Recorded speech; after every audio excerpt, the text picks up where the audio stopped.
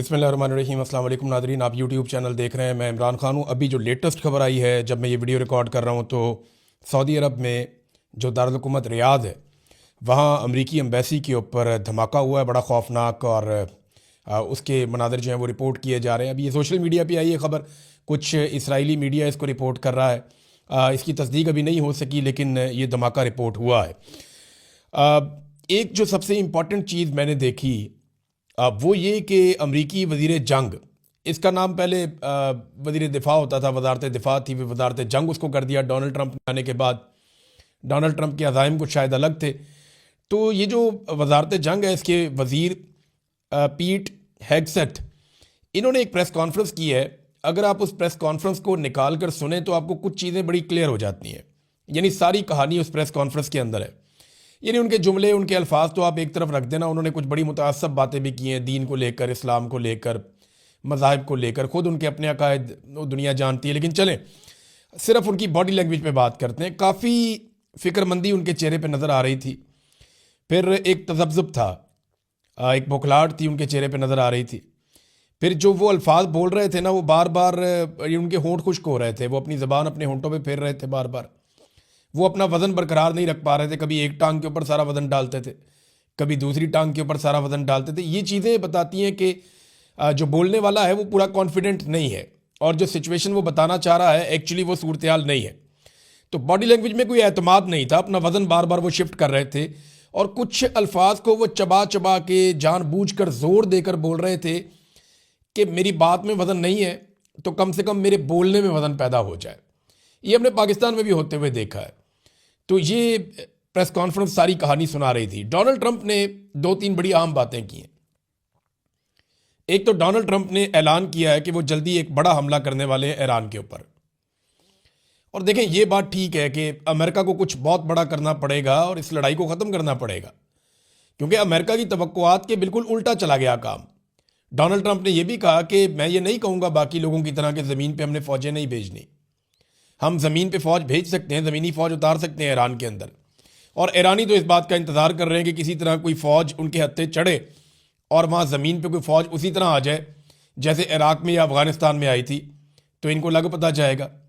अमरीकी जर्नैल ख़ुद कह चुके हैं कि उन्हें शिकस्त हुई अफ़गानिस्तान के अंदर। हम 20 साल तक लड़ते रहे और उसके बाद हुकूमत वापस उन्हीं लोगों ने ले ली जिनके साथ हम 20 साल तक लड़ते रहे। तो वहाँ पर एक शिकस्त हुई थी, हम रजीम भी बदल नहीं सके वहाँ पर। तो इसी तरह ईरान के अंदर ये कैसे जीत जाएंगे? ईरान की बड़ी लंबी तारीख है, वो बहुत सख्त लोग हैं और वो तो बदले की बात कर रहे हैं उनके लोग। यानी अगर आप ईरान और इसराइल के बीच में मुवाजना करना चाहें, बहादुरी का फ़र्क आप करना चाहें, तो आपको साफ नज़र आ रहा है जितने इसराइली शहरी हैं वो बंकरों के अंदर घुसे हुए हैं, नीचे तहखानों के अंदर घुसे हुए हैं। जितने ईरानी शहरी हैं वो शहरों के अंदर बाहर निकल के फिर रहे हैं। बड़े बड़े शहरों में रात के अंधेरे में, दिन की रोशनी में वो सड़कों के ऊपर इज्तिमा कर रहे हैं, बड़े बड़ी तादाद में निकल रहे हैं लोग। वो क्यों निकल रहे हैं? वो खamenei के शहादत के बाद लोग बहुत बड़ी तादाद में बाहर आ रहे हैं। तो ईरानी दिलेर कौम है, उनकी एक बहुत बड़ी तारीख है। इसराइली जो हैं वो अब बुज़दिली दिखा रहे हैं, उनके पास सहूलतें बहुत ज़्यादा हैं, वो बहुत ज़्यादा आसान पसंद हो गए हैं, उनकी ज़िंदगी बहुत आसान हो गई है, आसाइशों वाली ज़िंदगी है। तो वो सारे बंकरों में चले जाते हैं, वो लड़ने में बिलीव नहीं करते और वो कोशिश करते हैं कि उनके हिस्से की लड़ाई कोई और लड़े। अब ईरान ने क्या किया? ईरान ताबड़तोड़ हमले कर रहा है। ईरान ने इसराइल को तख्ता मश्क बना लिया। इसराइली शहरों के ऊपर वो ऐसे बम मारता है जैसे बारिश कर रहा है बमों की, और छोटे और बड़े मिसाइल ईरान इस्तेमाल कर रहा है। फिर मिसाइलों की तादाद भी उनकी बहुत ज़्यादा है, इस बारे में कोई रिपोर्टें भी आ गई हैं, मैं आपके साथ शेयर कर देता हूँ। तो ईरान ने एक और दावा किया कि जो अब्राहम लिंकन तैयारा बरदार एक शिप है, बहुत बड़ा बहरी जहाज़ है, बेड़ा है अमेरिका का, वो इस खित्ते से दूर भाग रहा है और वो यहाँ से पीछे हट रहा है। और उसकी वजह यह है कि ईरानी मिसाइलों की हदूद से वो बाहर निकलना चाहता है, और उनके लिए प्रॉब्लम यह है कि वो बहुत कीमती है, उसके ऊपर उनके तैयारे भी हैं, उसके ऊपर उनकी बड़ा सेटअप लगा हुआ है। अगर वो तबाह हो जाता है तो अमेरिका का तो बहुत बड़ा नुकसान हो जाएगा। दुनिया को जिन अपने बहरी बेड़ों के ज़रिए से अमेरिका दबाता है उनमें एक बहरी बेड़ा ये भी है। तो ईरान का ये दावा है कि वो इस खित्ते से भाग रहा है। दूसरा, ईरान का दावा है कि बहुत बड़ी तादाद में उन्होंने अमेरिकन फ़ौजी मारे हैं, जबकि अमेरिकन ने अब एतराफ़ किया है कि 6 फ़ौजी उनके मारे गए हैं और 20 के करीब उनके फ़ौजी ज़ख्मी हुए हैं। ये अमेरिकन एतराफ़ है। अब देखिए, दोनों तरफ से चीज़ों को एग्जेजरेट तो किया जाता है जब भी जंग होती है। जब भी जंग होती है ऐसा होता है। ईरान अमेरिकन फौजियों की हलाकतें ज़्यादा बताएगा और अमेरिका कम बताएगा, ये तो होगा। लेकिन मैं आपके सामने सिचुएशन फिर भी रख रहा हूं। चीन ने और रूस ने ईरान की मुकम्मल सपोर्ट का ऐलान किया है। उन्होंने कहा जी ईरान को पूरा हक है कि वो अपना दिफा करे और अपनी खुद मुख्तारी का दिफा करे, और वो हर लिहाज से साथ हैं ईरान के। उन्होंने कहा जी भरपूर हमायत की हम यकीन दहानी करवाते हैं। ये दोनों मुल्कों के वज़राए खारजा के अंदर राब्ता हुआ है। चीन ने अमेरिका और इसराइल की खुलकर मजम्मत भी कर दी है और लड़ाई फैलने के खदशे का इजहार भी किया, और यही बात रशिया ने भी की है। रशिया ने ना सिर्फ ईरान का साथ दिया बल्कि ये कहा कि वो इस हमले की मजम्मत करते हैं जो अमेरिका ने और इसराइल ने की है, बल्कि ईरान के दिफा का हक तस्लीम करते हैं और ईरान की भरपूर हमायत भी करते हैं। रूस ने भी वही कहा। लेकिन इसमें जो एक और बड़ी इंपॉर्टेंट चीज़ है वो ये है कि रूस के एक अहम ओहदेदार हैं और प्यूटन के बहुत अच्छे साथी हैं, बहुत करीबी साथी हैं, दिमित्री मेदवेदेव, ये उनका नाम है। इनके नाम भी लेना बहुत मुश्किल होता है, ऐसे ही कोई नाम है, लेकिन दिमित्री पहला वर्ड है उनका, और बड़े अहम ओहदेदार हैं रशिया के। उन्होंने खबरदार किया है और ये वार्निंग जारी की है कि अगर डोनाल्ड ट्रंप नहीं रुकते तो यकीनी तौर पे तीसरी जंग अजीम शुरू हो सकती है, यानी एक आलमी जंग लग सकती है। और ये प्यूटन के बहुत करीबी साथी हैं। इन्होंने कहा अमेरिका ने खुद को और दुनिया को एक रिस्क में डाल दिया है। ये जो अमेरिका ने किया ये उन्हें नहीं करना चाहिए था। अब अमेरिका भी रिस्क में है और दुनिया भी रिस्क में है। द इकोनॉमिस्ट ने एक रिपोर्ट लिखी है और ये बात रशिया की ठीक है, चाइना भी ठीक बात कर रहा है कि अमेरिका ने अजीबोगरीब पंगा ले लिया, ये लड़ाई फैल सकती है। द इकोनॉमिस्ट का यह कहना है कि बहुत इम्कान है कि जंग अमेरिका हार जाएगा, और माजी में बराक ओबामा पर इसी बारे में तनकीद करने वाला डोनाल्ड ट्रंप वो कैसे अपने फौजियों को इस हलाकत में डाल सकता है। यानी डोनाल्ड ट्रंप ने कहा था बराक ओबामा को कि ये अपनी मकबूलियत को बढ़ाने के लिए ईरान के ऊपर अटैक कर सकता है, और अब डोनाल्ड ट्रंप ने खुद ईरान के ऊपर अटैक कर दिया है।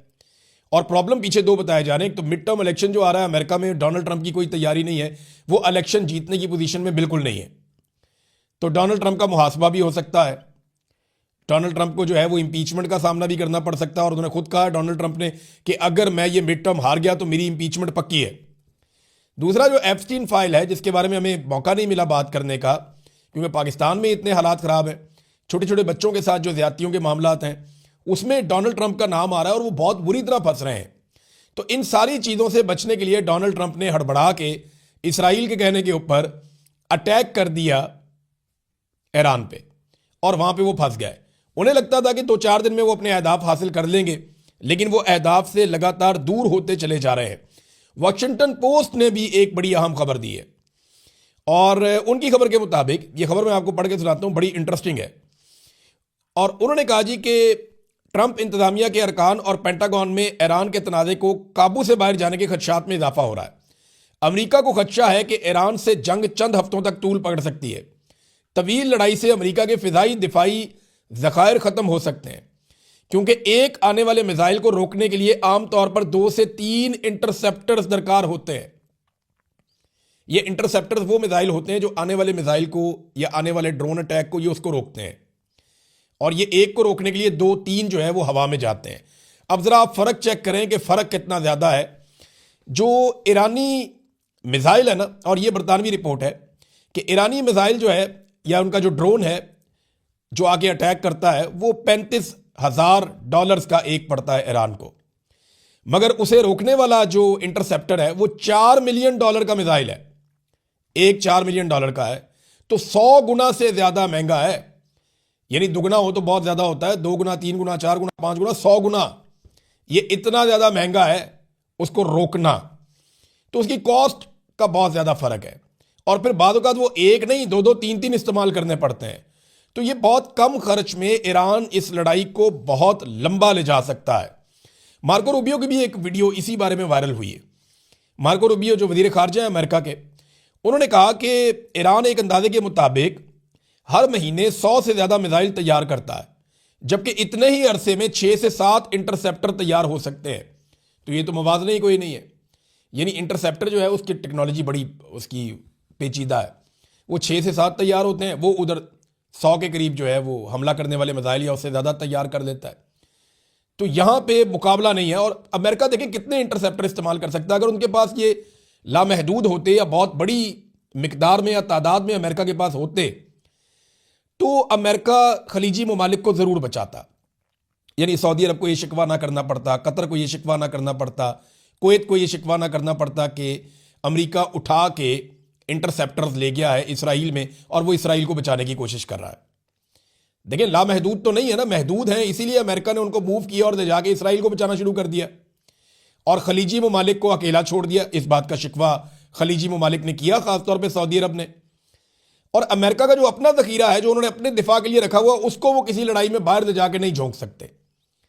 लिहाजा उन्हें बहुत बड़ी मिकदार में इंटरसेप्टर्स चाहिए होंगे। अगर उनके पास नहीं है चंद हफ्तों के बाद, तो फिर बहुत वुल्नरेबल हो जाएगा इसराइल, क्योंकि इसराइल खुद ये नहीं बनाता।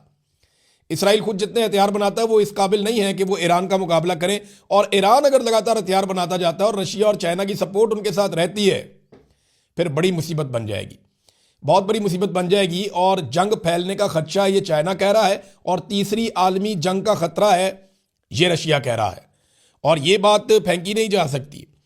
अब आलमी सतह पे देखें, इसके असरात तो आ रहे हैं। अब नए हरमज जो है वो बंद होने की वजह से हज़ारों तेल बरदार जो टैंकर्स हैं, उन्हें अब समझ नहीं आ रही जाना किधर है। उनका सफ़र रुक गया है, वो जैम हो गए हैं और सारे के सारे खड़े हैं और वो तलाश कर रहे हैं रास्ता कि हम जाएं कहाँ पे। और कई जो है वो लंगरअंदाज हो गए हैं। तो ईरान ने ऑफिशियली अब नए हरमज को बंद कर दिया है और ये उसको लंबे अरसे तक बंद रख सकता है, और कुछ ना करे तो इसको बंद रख सकता है। इससे पूरी दुनिया के अंदर तेल की कीमतें ऊपर जाएंगी और एक बहुत बड़ा माशी बहरान पैदा हो जाएगा। कतर ने गैस की प्रोडक्शन बंद कर दी है और उसके बाद जो यूरोपियन गैस है उसकी प्राइस 45% तक बढ़ गई है। आज मैं आपको बता रहा हूं, कल ये 28% तक बढ़ी थी और अब जो खबर आई है लेटेस्ट, वो ये बता रही है कि 45% तक यूरोपियन गैस की प्राइस बढ़ गई है, जो बहुत खतरनाक है और ये कोई अच्छी खबर नहीं है। अब नाज़रीन, एक और सवाल बार बार पूछा जा रहा है कि ये जो अमेरिका के 3 जेट गिरे हैं, ये गिराए किसने? देखिए, ईरान ने गुज़िश्ता चंद महीनों में सरफेस से फ़ज़ा में, यानी ज़मीन से फ़ज़ा में मार करने वाले कुछ हथियारों का मुआहदा किया था, चाइना के साथ भी और रशिया के साथ भी। इन दोनों के पास ये हथियार बहुत अच्छी कैपेसिटी वाले मौजूद हैं। अब क्या ये हथियार इस्तेमाल हो रहे हैं, इसके बारे में आप अभी कुछ नहीं कह सकते, क्योंकि जंग चल रही है, जंग के बाद इसका तखमीना लगाया जाएगा। लेकिन ईरान ये कहता है कि उन्होंने अमेरिकन तैयारे गिराए। लेकिन अगर कुवैत ने गलती से गिराए हैं तो गलती से एक आधा गिरता है ना, 3 तो नहीं गिर जाते। और ये जो तैयारे होते हैं या जो सिस्टम जिस मुल्क के अंदर ये चल रहा होता है, वो आपस में इंटीग्रेट करते हैं कि गलती से वो गिरने भी लगता है तो वो फौरन उनको सिस्टम बताता है कि ये इसको नहीं छेड़ना आपने, ये हमारा है। तो अगर गलती से गिर जाता तो एक गिर जाता, 3 तो उन्होंने अनाउंस कर दिया, पता नहीं कितने गिरे। तो ये जो गिरे हैं, अगर ये गलती से गिरे हैं तो ये 3 नहीं गिर सकते थे। अब इसमें एक खबर और आई है और ये खबर ये बताती है कि कुछ जो कुवैती बैरिया के लोग हैं उनके ऊपर ऑपरेशन हुआ है और उसमें एक अहलकार जो है वो जाँ बहक भी हुआ है। अब ये क्या है, कहीं ऐसा तो नहीं है कि वहीं अंदर से किसी ने बगावत की और उन्होंने अमेरिकन तैयारों को निशाना बना दिया? क्योंकि देखें ना, हुक्मरान जो हैं वो अरब हुक्मरान अमेरिका के साथ अच्छे ताल्लुकात बना रहे हैं, लंबे अरसे से बना रहे हैं। लेकिन जैसे ही अरब हुक्मरानों के ऊपर मुश्किल वक्त आया, खलीजी ममालिक के ऊपर मुश्किल वक्त आया, अमेरिका ने अपना दिफाई निज़ाम वहाँ से हटा लिया। अमेरिका सिर्फ इन ममालिक को हमले के लिए इस्तेमाल कर रहा है, इनको बचाने के लिए कुछ नहीं कर रहा। अब इन ममालिक को सोचना पड़ेगा कि इनको अपना दिफाई निज़ाम खुद खड़ा करना होगा और अमेरिका के ऊपर अपना इन्हिसार कम करना पड़ेगा। अब ये ईरान के साथ खलीजी ममालिक को लड़वाना इस वक्त बहुत बड़ी ख्वाहिश है नेतन्याहू की और उसके लिए काम हो भी रहा है। मैं आपको एक खबर देता हूं। एक तो जो सऊदी अरब की ऑयल रिफाइनरी आरामको, इसके ऊपर जो अटैक हुआ, ईरान ने बड़ी वाज़े अंदाज में कह दिया, बल्कि उन्होंने ये कहा कि हमने अपने सऊदी भाइयों को आगाह भी कर दिया है कि इस हमले के पीछे हम नहीं हैं, हमने किसी रिफाइनरी के ऊपर किसी किस्म का मिसाइल नहीं दागा। अब इसकी इन्वेस्टिगेशन होना चाहिए कि ये मिसाइल किसने फेंका है, और अगर ये इसराइल की तरफ से आया है या किसी और तरफ से आया है तो ये फिर मामला बहुत लंबा चलेगा, ये यहाँ ख़त्म नहीं होगा। क्योंकि ईरान ने साफ कहा, ईरान कह सकता था हमने मारा, जंग में वो गलती से आ गया, लेकिन ईरान ने कहा जी हमने बिल्कुल नहीं मारा, हमने किसी ऑयल फील्ड के ऊपर अटैक नहीं किया। अमरीकी एक सहाफ़ी हैं, ये टकर कार्लसन, इन्होंने एक इंकशाफ किया है। टकर कार्लसन ये कहते हैं कि कतर और सऊदी अरब में मुसाद के कुछ एजेंट्स पकड़े गए और ये बम धमाकों की प्लानिंग कर रहे थे। इस इल्ज़ाम में गुज़िश्ता रात इनको पकड़ा गया है और ये कोशिश कर रहे थे कि जो अमेरिका के इत्तेहादी ये खलीजी ममालिक हैं, कतर और सऊदी अरब। यहाँ पे इस किस्म की बम धमाके या कार्रवाइयाँ करवाई जाए जिससे अनारकी फैले और इन्हें लड़ाई के ऊपर उकसाया जाए। अब ये देखें, ये खबर बहुत बड़ी खबर है कि यहाँ पे मूसाद के एजेंट पकड़े गए हैं इन मुल्कों में। तो अब अरब मुल्कों को ये बात समझ आना शुरू हो जाएगी कि ईरान हमारा दुश्मन नहीं है, बल्कि ईरान से डरा कर हमारे ऊपर लंबे अरसे तक मुसल्लत रहने वाले लोग हमारे दुश्मन हैं। और हमें तो ज़रूरत ही नहीं थी इतना पैसा खर्च करने के लिए अपने दिफा पे, जितना हमने खर्च कर लिया। अगर अपने ऊपर खर्च लेते तो आज शायद बेहतर पोजीशन में होते। नाज़रीन, एक और बड़ी खबर है और वो ये है कि महमूद अहमदी नजाद बहुत मकबूल हैं ईरान के अंदर, साबिक सदर हैं ईरान के और बड़ी ज़बरदस्त शख्सियत के मालिक हैं और बड़ी शानदार इंसान है। महमूद अहमदी नजाद जो हैं वो बच गए हमले में। उनके बारे में पहले इतला आई थी कि उनकी शहादत हो गई है, लेकिन अब जो इतला आई है उसके मुताबिक वो बच गए हैं। यूरोप से पहले हुक्मरान ने आवाज़ उठाई है, ये स्पेन के वज़ीर आज़म हैं पेड्रो। इन्होंने अमरीकी हमले और इसराइली हमले की मजम्मत कर दी है, इसे बैनुल-अक़वामी कवानीन की खिलाफ वर्जी करार दिया है और अपने अड्डे भी देने से इनकार कर दिया कि हम अपने अड्डे भी नहीं देंगे। जबकि बरतानिया ने अड्डे तो दे दिए अमेरिका को, लेकिन लड़ाई में उतरने से इनकार कर दिया। उन्होंने कहा हम इस लड़ाई का हिस्सा नहीं बनेंगे। हमने माजी से सबक सीखा है, जो इराक जंग में हमारे साथ हुआ उससे हमने ये सबक सीखा है कि अब हम दोबारा इस तरह की लड़ाई का हिस्सा नहीं बनेंगे और ना हम इस लड़ाई में आना चाहते हैं। नाज़रीन, खलीजी ममालिक में सूरत हाल बहुत अजीब है इस वक्त। वहाँ से जो अरबपति लोग हैं, खरबपति लोग हैं, जो पूरी दुनिया से आकर वहाँ पर रहते थे और वहाँ का शानदार अमन व अमान इंजॉय कर रहे थे, अब सर्दियों में पूरी दुनिया वहाँ आ जाती थी। आजकल सर्दियों का सीज़न है, तो जैसे ही गर्मियाँ होती थी तो दुनिया के अमीर तरीन लोग यूरोप में चले जाते थे, सर्दियाँ आती थी तो मिडल ईस्ट में आ जाते थे। अब वो सारे लोग ये खित्ता छोड़कर भाग रहे हैं।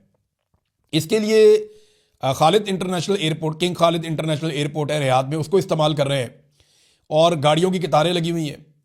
बहुत बड़े बड़े अरबपति अपनी फैमिलियों को लेकर गाड़ियों समेत वहाँ पे पहुँचे हुए हैं और प्राइवेट जेट्स के अंदर बैठ बैठ के निकल रहे हैं कि हमें यूरोप पहुँचा दो किसी तरह। और रास्ता भी बहुत लंबा लेना पड़ रहा है क्योंकि डायरेक्ट वहाँ से इसराइल वाली साइड से तो जा नहीं सकते, तो एक लंबा रास्ता लेकर ये लोग यूरोप जाने की कोशिश कर रहे हैं। और उसका रीज़न क्या है? उसका रीज़न ये है कि इन्हें खतरा है कि जंग फैलेगी और ये कहीं ना मारे जाए, कोई मिसाइल भूल भाल के इधर ना आ जाए। और यहाँ से निकलने के लिए जो पैसा ये खर्च कर रहे हैं, अब एक एक प्राइवेट जेट की जो परवाज़ है उसके लिए 2,60,000 पाउंड तक, यानी पाकिस्तानी ये कोई 10 करोड़ रुपया बनता है, 10-10 करोड़ रुपया दे के एक एक जेट को ले जाया जा रहा है कि जनाब हमारी फैमिली को यहाँ से यूरोप पहुँचा दें और हमें यहाँ से निकाल दें किसी तरह से। अब आ जाए नाज़रीन थोड़ा सा पाकिस्तान में। पाकिस्तान के अंदर जो है ना, ये दबाव बहुत बढ़ रहा है कि डोनाल्ड ट्रंप को जो अमन के नोबेल इनाम के लिए नामजद किया गया, वो नामजदगी वापस ली जाए। नवाज शरीफ ने ट्वीट किया, शहबाज शरीफ ने किया, किसी ने डोनाल्ड ट्रंप या अमेरिका का नाम भी नहीं लिया। हालांकि 160 बच्चियों को एक साथ दफनाया गया है, उनकी कब्रें तैयार कर दी गई हैं, उनकी नमाज जनाजा अदा की जाएगी, उन बच्चियों को एक साथ दफनाया जाएगा। ये मासूम बच्चियां कत्ल हुई हैं। पूरी दुनिया में इस मंजर के बाद गम गुस्सा है और करने वाले कौन है? Donald Trump, America, Israel, Netanyahu. तो ये नाम लेने के लिए तैयार नहीं है। नवाज शरीफ ने भी नाम नहीं लिया और कोई ऐसी बात नहीं की, बल्कि बिलावल तो चुप थे अमन के नोबेल इनाम के मामले पर। मरियम नवाज से जब ये सवाल किया गया कि आप क्या कहती हैं, शहबाज शरीफ ने डोनाल्ड ट्रंप को अमन के नोबेल इनाम के लिए नामजद किया हुआ है, तो मरियम नवाज ने हमायत कर दी। मैं ठीक किया हुआ है, शहबाज शरीफ जो करते हैं ठीक करते हैं, यानी अच्छा किया है शहबाज शरीफ ने डोनाल्ड ट्रंप को, यानी हमायत कर दी डोनाल्ड ट्रंप के अमन के नोबेल इनाम के लिए। इस वक्त मरियम नवाज ने, जिस वक्त ईरान के अंदर जो शहादतें हैं उनकी तादाद 600-700 के करीब बढ़ गई है, पाकिस्तान के अंदर 30 के करीब, 35 के करीब लोग जो हैं वो शहीद हो गए हैं और पूरे खित्ते को एक जंग की आग में लपेट दिया है। छोटे बच्चे तक जो हैं वो इसमें जंबक हो गए और ईरान के सुप्रीम लीडर आयतुल्लाह खामनाई वो भी शहीद हो गए हैं। और उसके बावजूद मरियम नवाज कह रही है नहीं, शहबाज शरीफ ने ठीक किया है डोनाल्ड ट्रंप को अमन का नोबेल इनाम देने के हवाले से। तो ये ख़ानदान ऐसा ही है, ये नहीं सीख सकते, ये हमेशा ऐसे ही रहेंगे। ये ना कभी पब्लिक के थे ना पब्लिक के हैं, ना आम आदमी की तरह सोचते हैं, ना आम आदमी की तरह जीते हैं, ना आम आदमी की बात करते हैं और ना कभी आम आदमी की तर्जुमानी करते हैं। अब तक के लिए इतना ही। अपना ख्याल रखिएगा, अपने इस चैनल का भी। अल्लाह हाफ़िज़।